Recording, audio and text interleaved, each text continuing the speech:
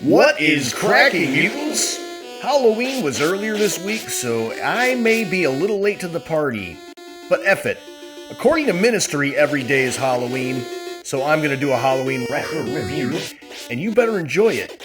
Like the cheap candy you've pilfered from your children's Halloween stash.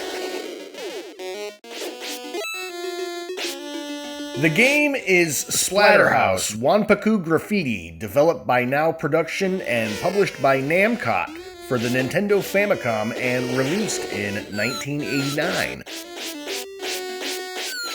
This game is a chibi, or in English, a super deformed representation of the Splatterhouse series of games done in a comical style, similar to other games like Parodius, Kid Dracula, and Puzzle Fighter, all parodying the Gradius, Castlevania, and Street Fighter games respectively.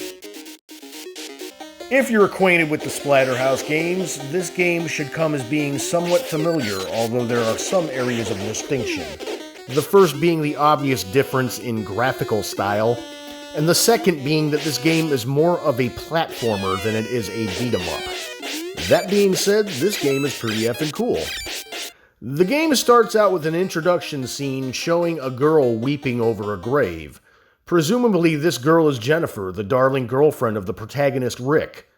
Lightning then strikes, and springing from the grave is a resurrected Rick, followed by the Pumpkin King.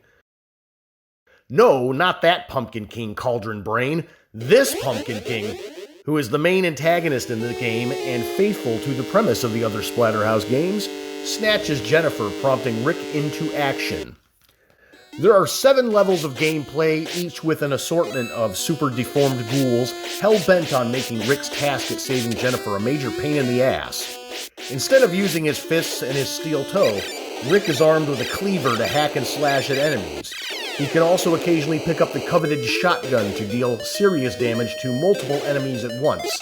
However, given the somewhat slippery physics of the game, there is some serious kickback to this 12 gauge. That being said, exercise caution around the various pits located throughout the game. The player is given 1 life to carry out Rick's mission, followed by 5 continues, and if you're like me, you can keep track of the 4-digit password given at the beginning of every stage and continue as much as needed until you complete the game.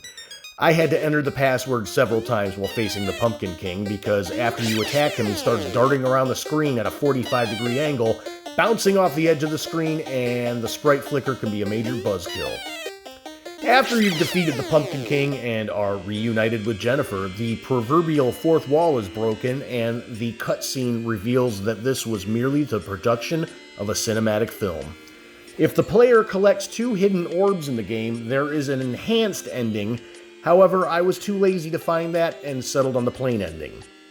If you want to see that, I'll recommend you try the game for yourself, as it is quite a good romp. Thanks for watching, mutants. We'll see you next time!